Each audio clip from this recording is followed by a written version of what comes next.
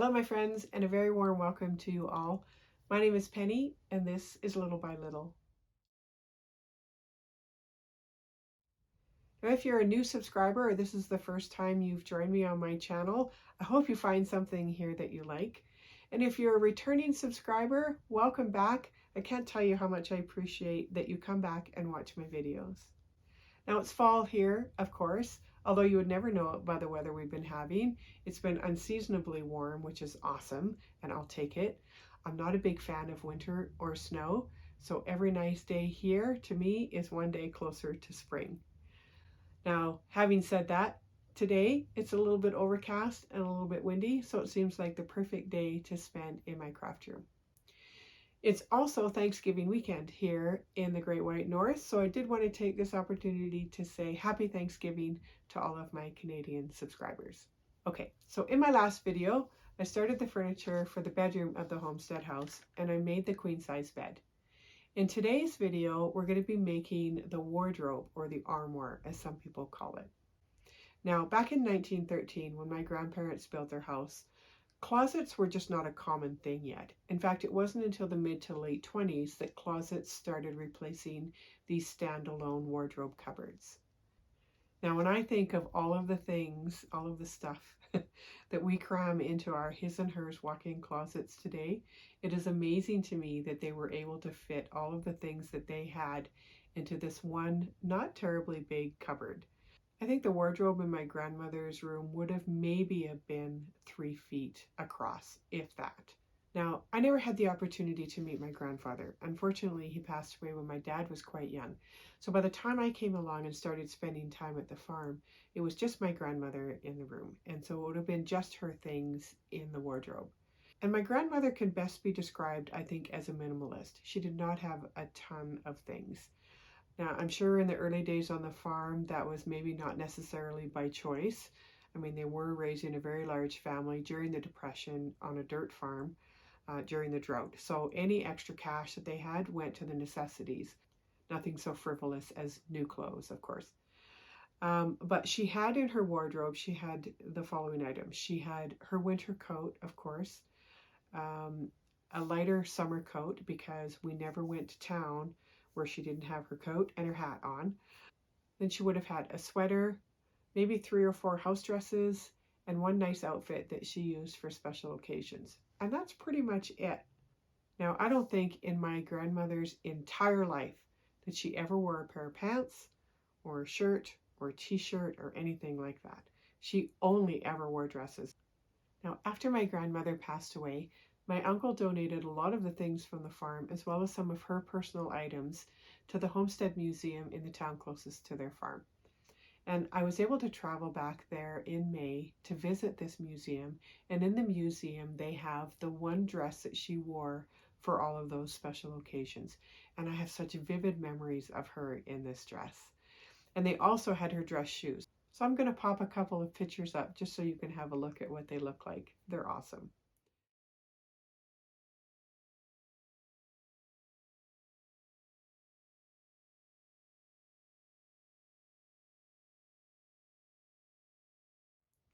All right, I've bent your ear long enough. Let's have a quick look at the materials that you'll need for the wardrobe, and then let's get started. Materials that you need for this wardrobe are pretty basic. I have 3 different types of wood in various different thicknesses. I have this Obesh wood, which depending on the manufacturer, sometimes it says it's 3 millimeters. Other manufacturers say 2.5 millimeters. It's actually closer to about 2.6, or 3/32 of an inch if you're looking at the Imperial measurement. And then I also have a piece of basswood, which is about 1.5 millimeters in width, or 1/16 of an inch. And then I also have this very thin, it's probably 1 millimeter of balsa wood. This is very, very thin. You could probably cut it with a pair of scissors, but I'm just using it to add some texture to the front or the face of the doors and the drawer of the wardrobe. I also have, of course, my glue. We'll be using wood glue for the majority of it, but I also have some E6000 glue because I do have some metal pieces that we'll be gluing in, and I just find that the E6000 glue works much better. my toothpicks for applying the glue. So rather than painting the wardrobe, this time I've stained it. So I just picked up this little sample size can. It is a semi-transparent dark walnut finish. And then I also have a little piece of shop towel here. You can use a rag if you don't have that, but this is the type of stain that you'll brush on, let it sit for a minute, and then wipe it off. I have my setup blocks, which I use in almost every project. I have these little clamps because we'll be putting pieces of wood on top of each other and gluing them down, and we don't want them to warp if we can help it, so these little clamps work really well. You'll need about 4 stick pins, which you'll be using for hinges for the doors.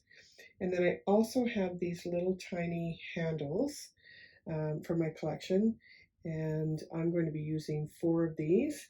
If you don't have handles, you can make them out of wood or beads or whatever you like. I also have, of course, paintbrush for my stain, my ruler, my craft knife, a pair of tweezers, my pencil, and then I also have my little hand drill.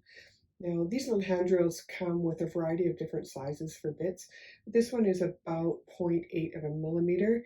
It's almost exactly the same size as the body of a stick pin.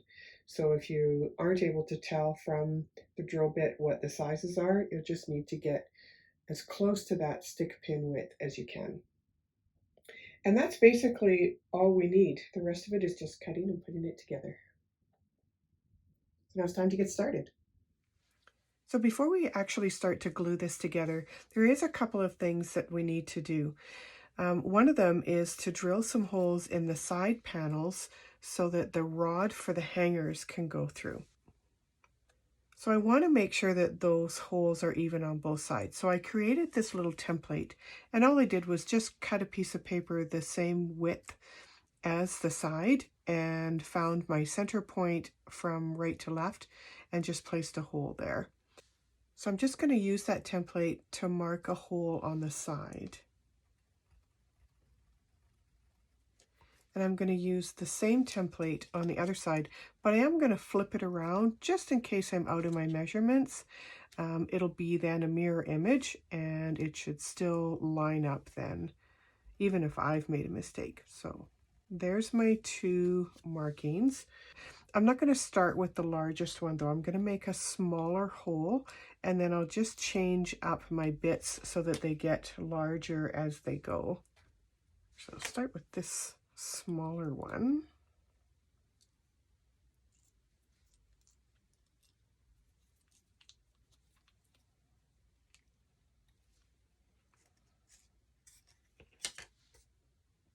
And just using light pressure on the top, I'm just going to turn the base of it and let it find its own way through the wood.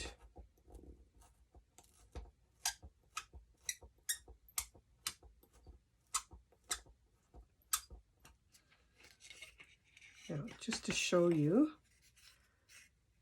how that's working. So now I've gone through with the smaller one. I'll change the bits and gradually work my way up until I have the bit that is the same size and diameter as the piece that I'm using for the rod. Now in this case, I'm going to be using a BBQ skewer. Depending on what you're using will depend on what size bit you'll need to take it to. Sand off any rough edges there, and we'll test.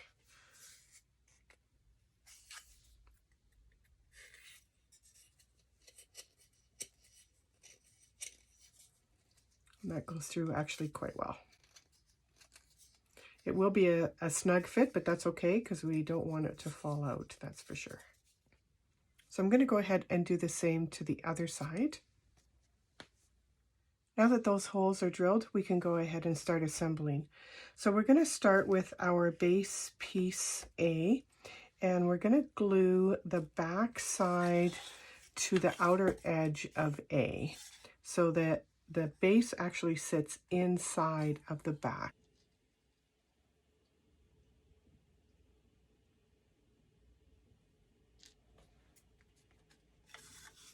Just going to move these 2 side pieces out of the way for now.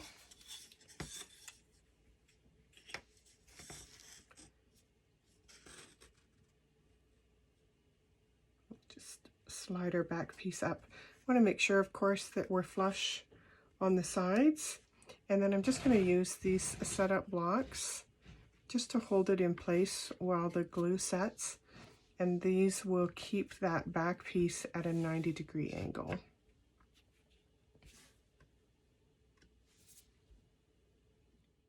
Now that the base and the back are attached, we're going to attach the sides. So all I'm going to do is just add glue to the edges of both of those pieces, and we'll lay our side piece on top. And of course, we want to make sure that the hole that we've drilled is at the top of the wardrobe.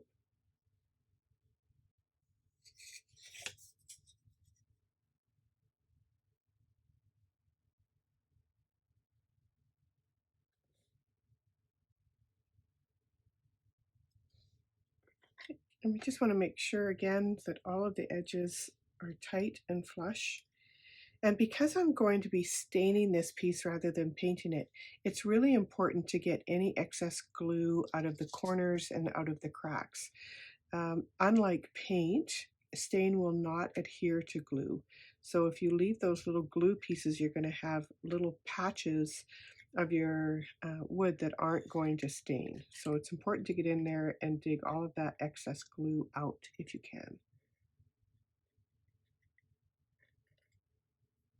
And then we'll just go ahead and apply the other side.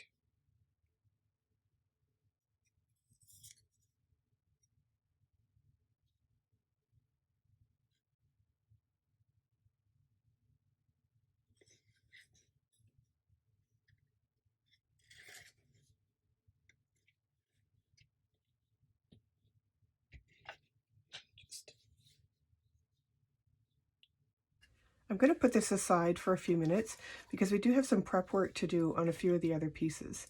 Now our pieces marked A, we actually cut 3 of these, and one of the pieces was used to make the base of the wardrobe, and the other 2 are for shelves. I'm just going to take one of those shelf pieces. If you watched my video on how to make the kitchen hutch, you may remember that I used stick pins as hinges to hold those cupboard doors on. I'm going to do the same process to hold the wardrobe doors onto this piece. So I'm going to use this same little hand drill to drill some holes. And what I've done is I've measured in just on one side of this shelf. I've measured in 1.5 millimeters from the front and 1.5 millimeters from the side. And I'm going to drill a hole right where those 2 lines intersect. So hopefully you can see where I've made those 2 lines. I'm only going to do this on one of the shelves because the other shelf doesn't have anything to do with the cupboard doors.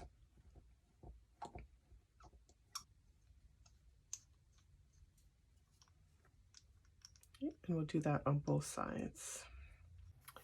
I'm going to do similar holes in the top piece, which is piece marked E, but the measurements are a little bit different.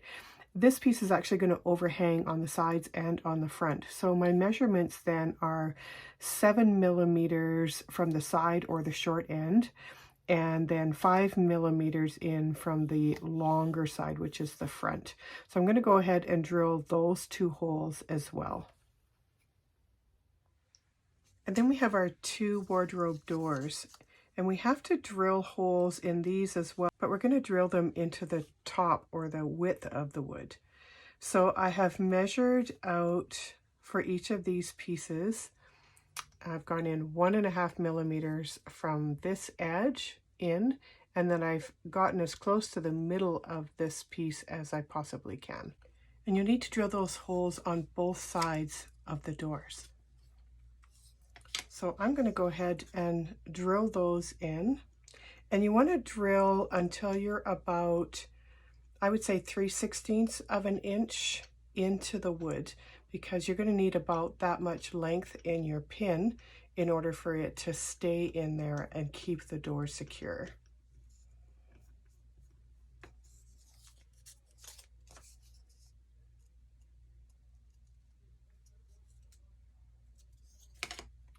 So I don't know if you can see that, but that's about 3/16 of an inch. And you'll do that, as I said, on both sides of the door. Now that all the holes are drilled for the pin hinges, I'm going to add this little piece of veneer to the front of each of the doors as well as the drawer front. Now this little veneer is very, very thin. It's only about 1 millimeter in width. So thin you can actually cut it with a pair of scissors. You don't even need an X-Acto knife. But I've cut pieces just slightly smaller than the doors themselves, and there'll be about a 3 millimeter edge all the way around on all 4 sides.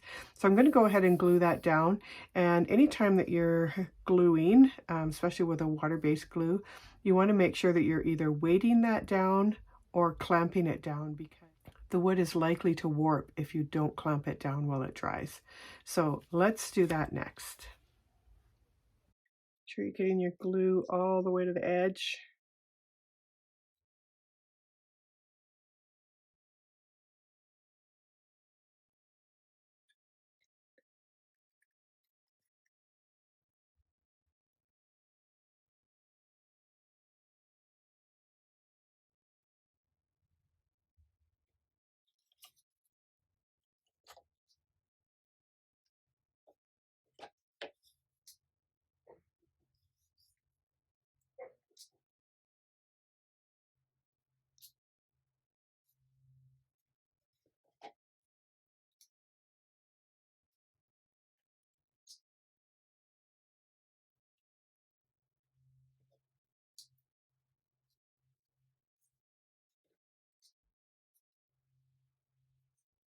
Do that to the other door as well. I've decided to use these little handles on the doors as well as the drawer front. And so what I've done on these doors and front is I've measured down from the one end down 50 millimeters, and I've just placed a little mark. And then I've taken my handle and I've placed one of the holes on one side on that mark, and then using the handle to mark the distance, have marked off just by pushing my pencil into the second hole. And that's given me a place where I can then drill, because these little handles go on with little tiny nails. So I've done that on both of the door fronts as well as on the drawer itself. I'm not going to put the handles on just yet. I do want to stain them and get them all together first, so the handles will be the last thing that we put on. So we're going to take the first shelf piece. Now this is the piece that we did not drill any holes in. And we're going to place that shelf in at that 10 millimeter mark. And the top of the shelf, if this is your bottom, the top of the shelf is going to sit on that 10 millimeter line marking. And I'm also using those lines that I made down the sides to make sure that it's in there straight. So I'm going to go ahead and glue that in. So we'll just put glue around the 3 sides and slide that back in. Now I'm going to take that second shelf, and this is the one that we've drilled those holes into, and making sure that the holes are to the front of the cabinet, and making sure that the shelf is sitting below the line that we've marked. We'll glue that second piece in as well.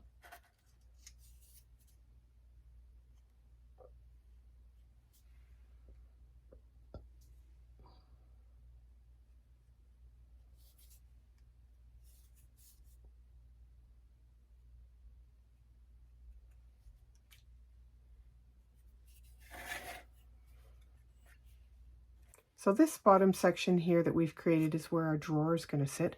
So I'm just going to dry fit the front of my drawer just to make sure that it's going to fit in there. And it will, so that's good. Before I glue the top on, I'm going to put this rod through. So I'm going to feed it through one side first.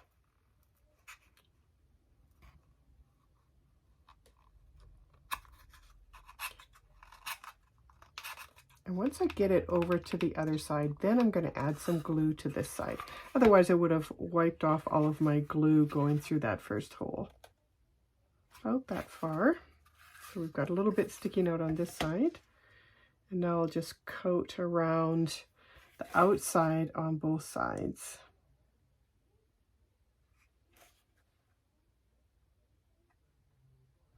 There's a lot of shadow there, so I'm not sure you can see it very well.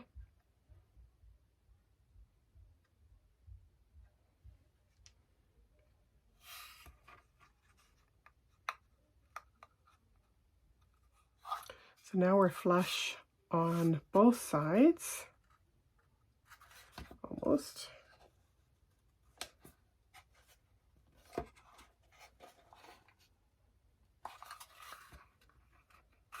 There we go. And again, you want to make sure you get rid of any kind of glue residue. Even if you have to go in after the fact and just do a very light sand with a very fine sandpaper. Like I said, you want to make sure you get all that glue, otherwise you're going to have patches when you stain.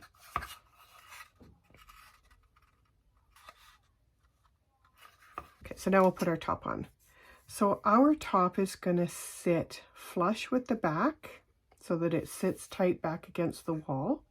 And it is, as I said, going to stand out a little bit on each side and a little bit from the front. And we want to make sure that those holes that we've drilled are sitting towards the front as well. So I'm going to go ahead and glue that on.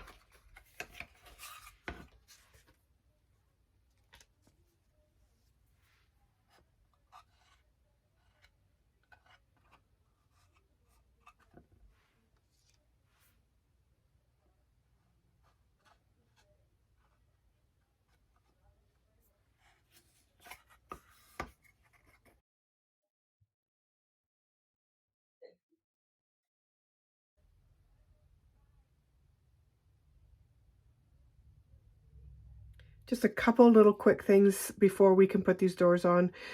First thing is we want to round off these square corners on the doors. Just makes it that much easier when you're opening and closing the doors on that hinge. So taking some 120 grade sandpaper, I'm just going to hold it at a 45-degree angle, and I'm going to drag it towards me while lifting it straight up to a 90-degree angle. And that will just round off that side.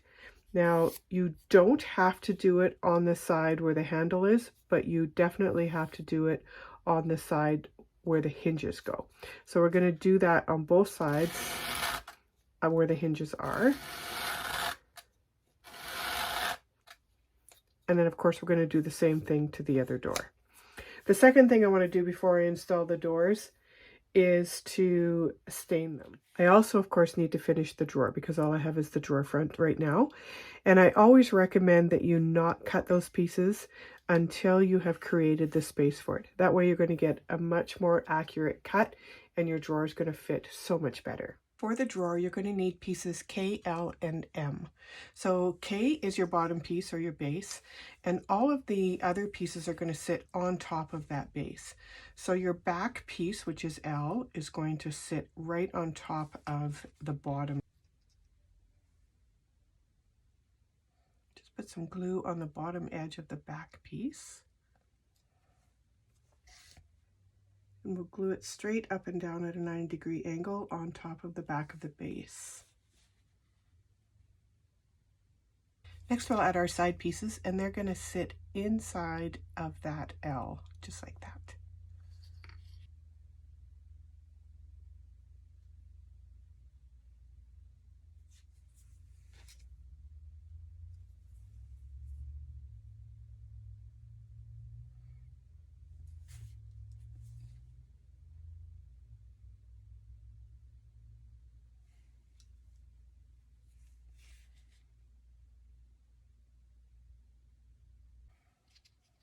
So minus the drawer front, there's our drawer completed. And before I put the front on it, I do want to check and make sure it's going to slide in there okay. Great. Okay, so the last thing then before I put the front on is to go ahead and stain those pieces first, and then we'll be able to finish putting the doors onto the wardrobe. So I've laid down some parchment paper just to keep the stain from staining my cutting mat.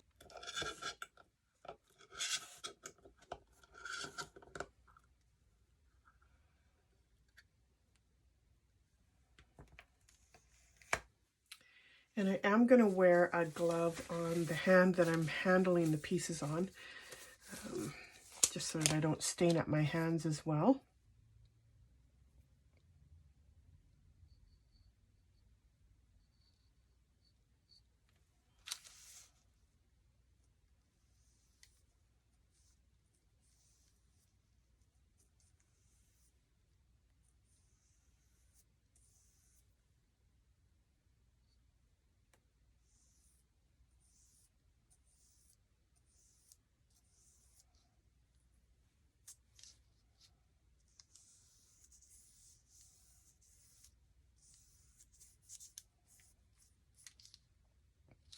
Now this particular kind of stain, you put it on, leave it for a couple of minutes, and then take a cloth and wipe off the excess. So that's what I'll be doing. Just want to make sure I'm getting all of the edges.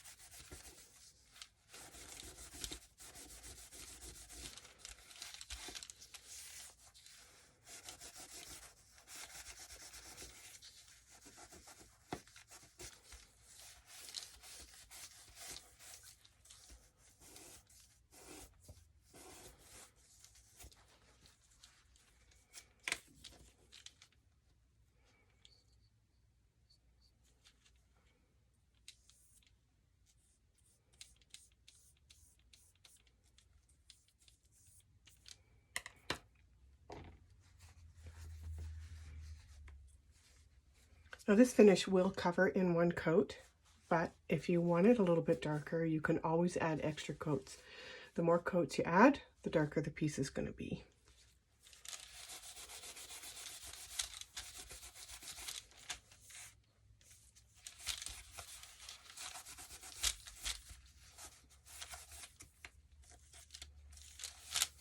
Now you can also see that the veneer that I put on top is a little bit different shade, and that's okay. I don't mind that. Actually, I think it looks quite nice. But know that if you're using different kinds of wood in a project and you're staining, know that each wood is going to pick up that dye a little bit differently. Okay. We'll go ahead and do the doors next.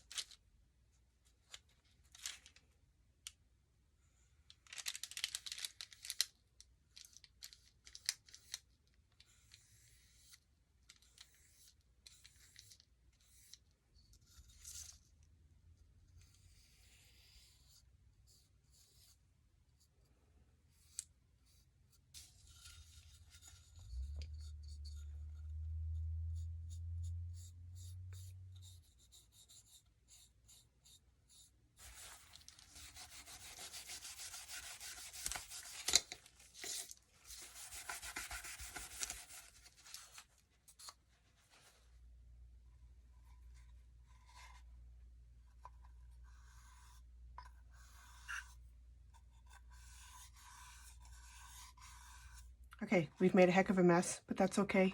So this is the wardrobe now that it's been stained.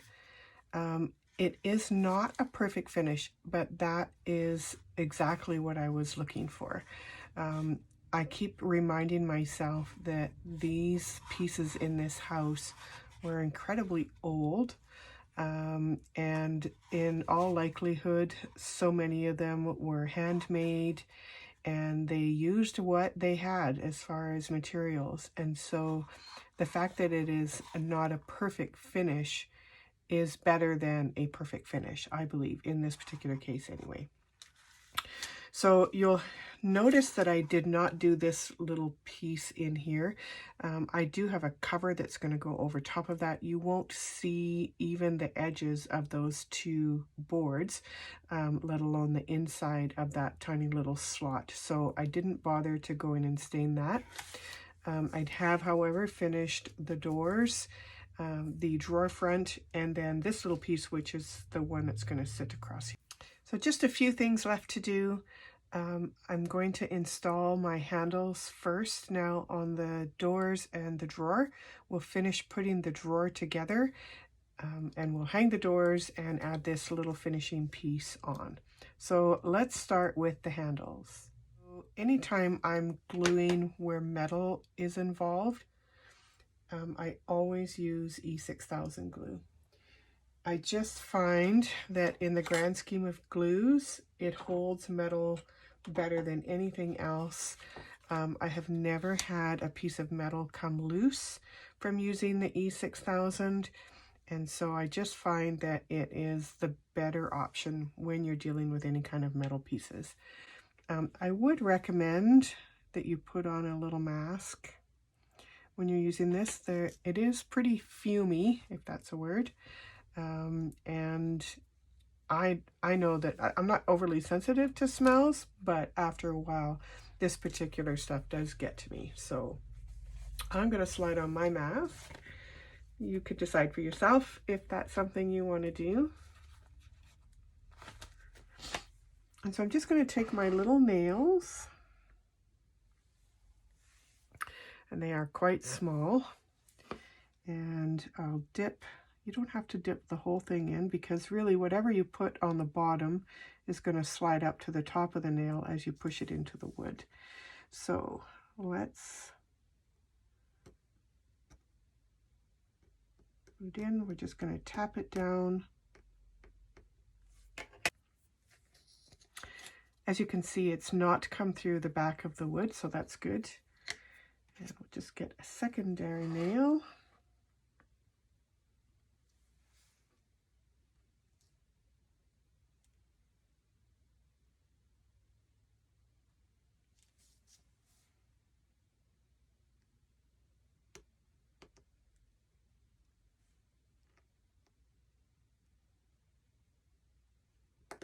And we're going to do that exact same thing on the other door as well as the drawer handles.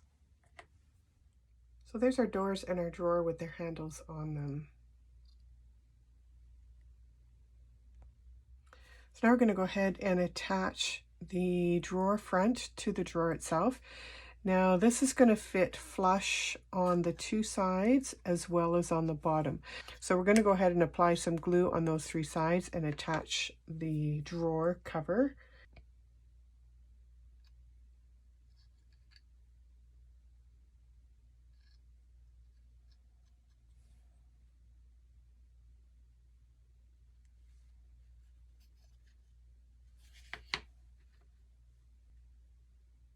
I'm also going to go ahead and glue this piece on as well.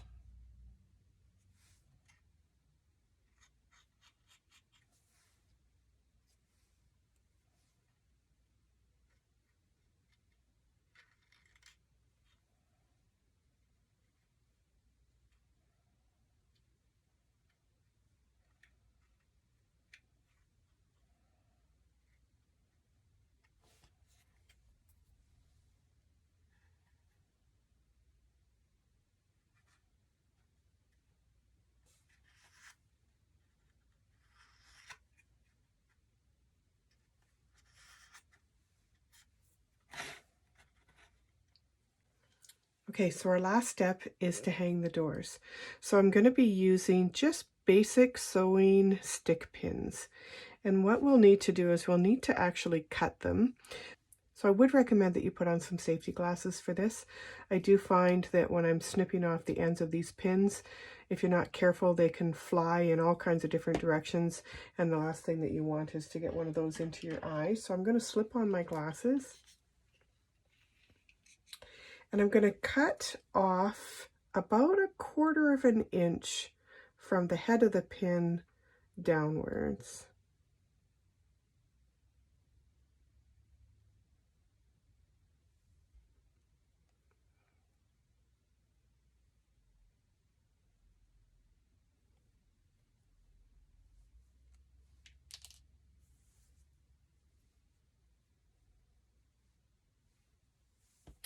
And I'll do that to all 4 of these pins, because you'll need 2 for each of the doors.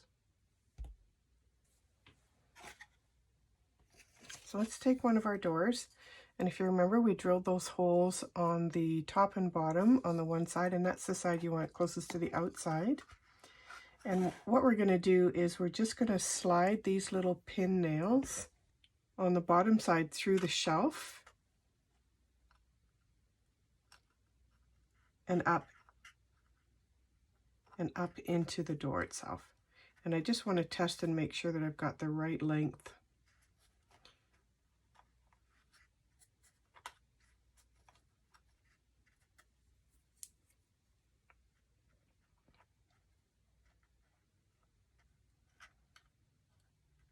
Sometimes you have to play a little bit till you line up the holes. So that goes in there well, so I'm going to go ahead and I'm going to put some glue on that nail and we'll attach it in. So we're back to using our E6000 glue.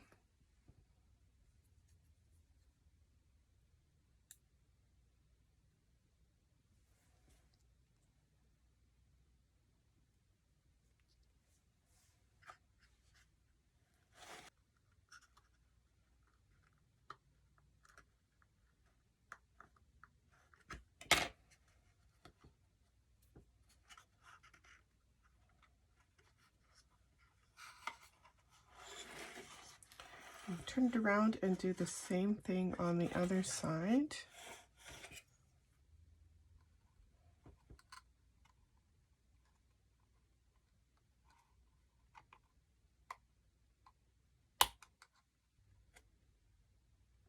There we go.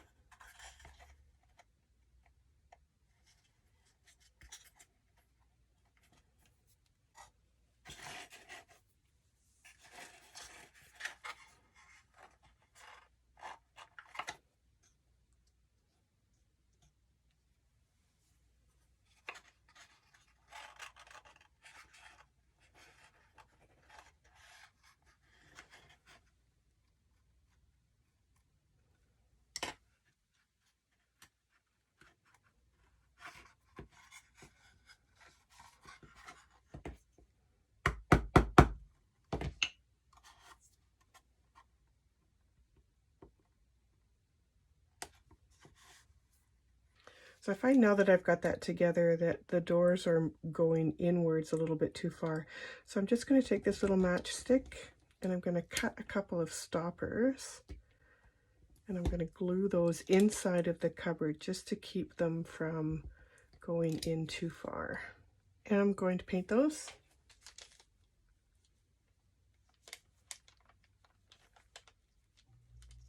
Just a touch of glue.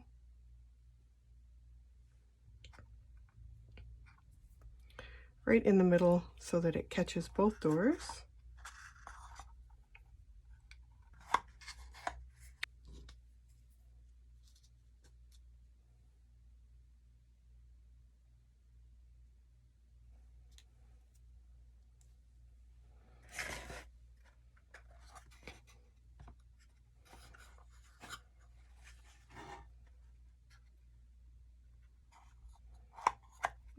Okay, and then we'll just slide our drawer in.